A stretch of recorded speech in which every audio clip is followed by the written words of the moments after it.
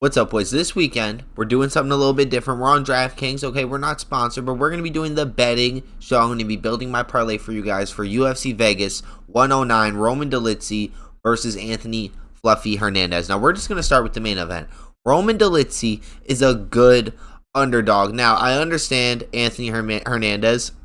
I know this dude's on like a 7-fight win streak, right? He's beaten Brendan Allen twice. He beat Brendan Allen once in the UFC and then once all the way in like the LFA or something like that. He beat my boy Joe Young Park, the Iron Turtle. He did lose to Kevin Holland in round 1, 39 seconds into the squabble. So it has me questioning him a lot a bit. I'm not really the biggest fan of Anthony Fluffy Hernandez for whatever reason. He did beat up a lot of people in the middleweight division.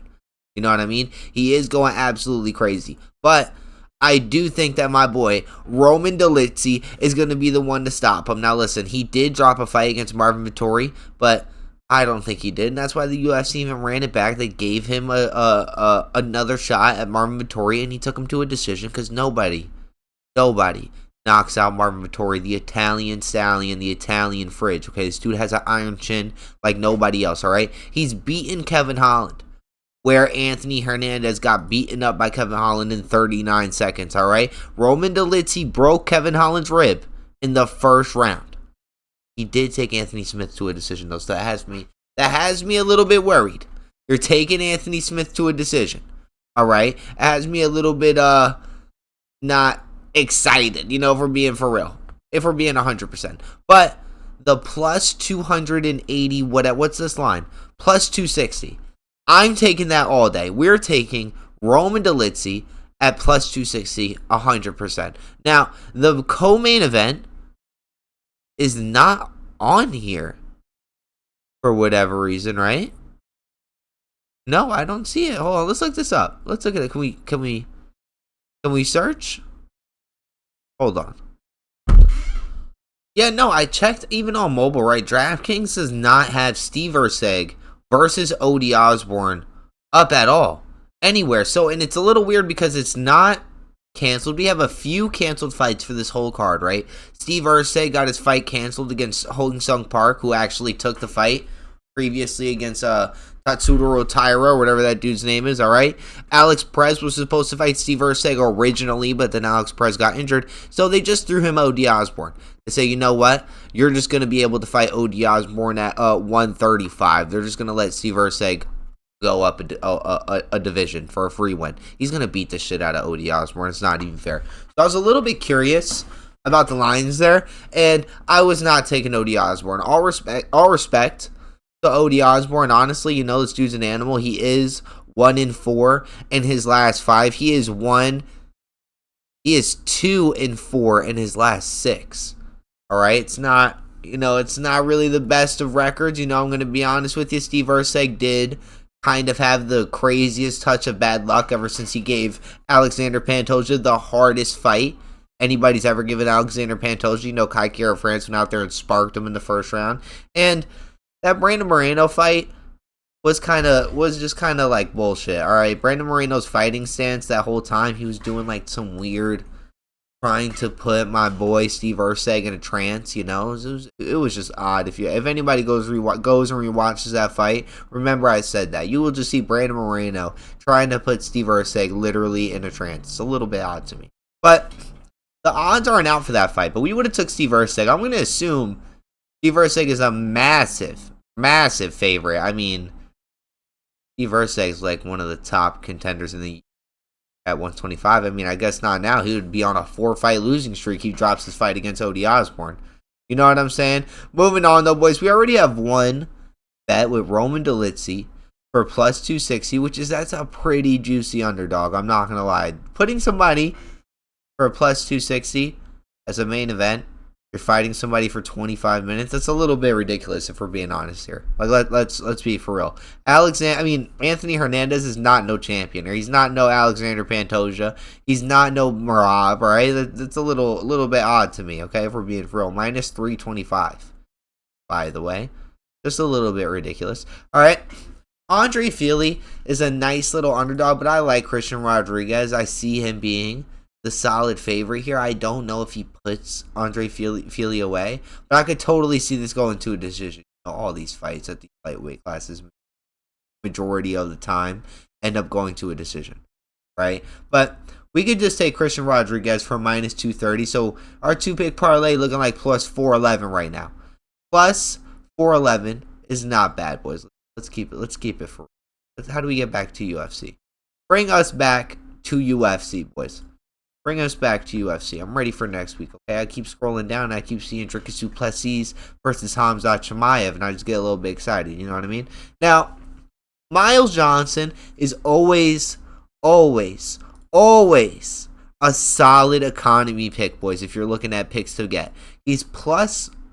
Nobody's signing in the DraftKings, boys. Maybe this should have been a little bit more of a professional. You know what I mean? I should have been a little bit more professional with my clicks, but it's all right.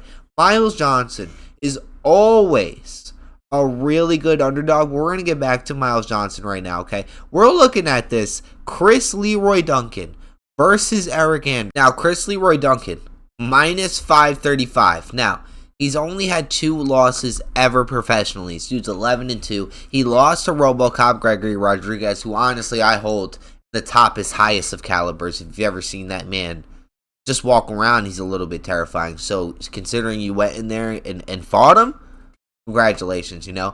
And his other losses to Armand Petrosian. So 2 savages. Now, Eric Anders always does like 1 fight in the UFC and then 1 fight out of the UFC going to grapple in CFFC. Never heard of CFFC. I call me casual, bro. I'm not watching jiu-jitsu matches. All right, I need to see some bludgeoning going on. Let's keep it for real. So his last fight was against Chris Weidman on UFC 310, and he bludgeoned him. Talking about bludgeonings, okay? And he's coming off of a loss in CFFC. Oh my goodness, against Luke Hernandez, okay? Losing via takedowns. Nobody's watching that. Let's keep it 1,000%. So Eric Anders is a good economy pick, but we're not going to stick with Eric Anders here. I'm going to be honest with you. Chris Leroy Duncan is totally going to get this done. Chris Leroy Duncan is going to get this done. But I'm still looking at this Miles Johnson plus 245. Plus 245 is a little bit ridiculous. You know what I mean? Miles Johnson, 15-3. He is coming off of a loss against Felipe Lima, but he has some solid wins. Cody Gibson. Beat up Cody Gibson. Beat up Vince Morales. I have no idea who Douglas Silva de Andrea is, but hey, he whooped his ass. But he's coming off of a loss against Felipe Lima, that's nothing to hold your head low about. You know what I mean? Felipe Lima is a savage. Now, Gene Matsumoto is coming off of his first ever loss professionally. He did lose his first amateur bout, but his first loss professionally was against Rob Font. All right, he has a few solid wins in here. They're not all trash cans. Okay, Brad Katona's a solid win. Casey Tanner's a solid win, and that's about it. Now, I do think Miles Johns gets this done. This dude's a vet. He's been in the UFC since 2019. Has some solid wins on him. You know what I mean? Vince Morales, like I just said, Cody Gibson, and that's about it. 2 canceled fights against Cody Garbrandt. I've never seen that in my life. That fight would have been banging. But his last fight against Felipe Lima was pretty underwhelming on his part. And I think he's going to be able to get this done. So we're going to smack Miles Johnson. Miles Johns on there. Normally we try to do 4 pick parlays, but they don't have my boy Steve Erceg's odds out.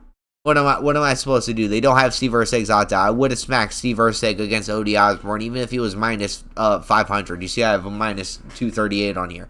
But we have 2 solid underdogs. Roman Dolidze is a lock. Okay, so 100 on Roman Dolidze gives you $439. All right, let's keep it a buck, boys. This 3-pick parlay, if we put $100 on here and we smack, wins $1,763. All right, E-Rock needs some water. A little dehydrated.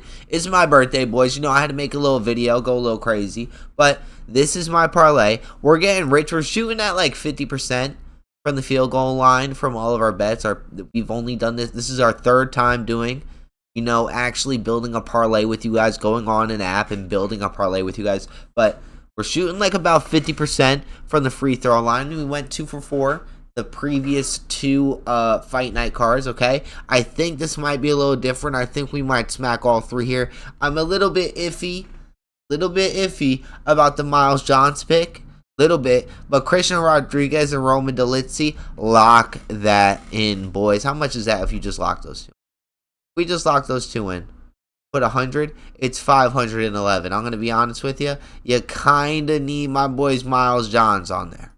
Miles Johns will make you rich. All right, let's keep. You see the difference. You see the difference.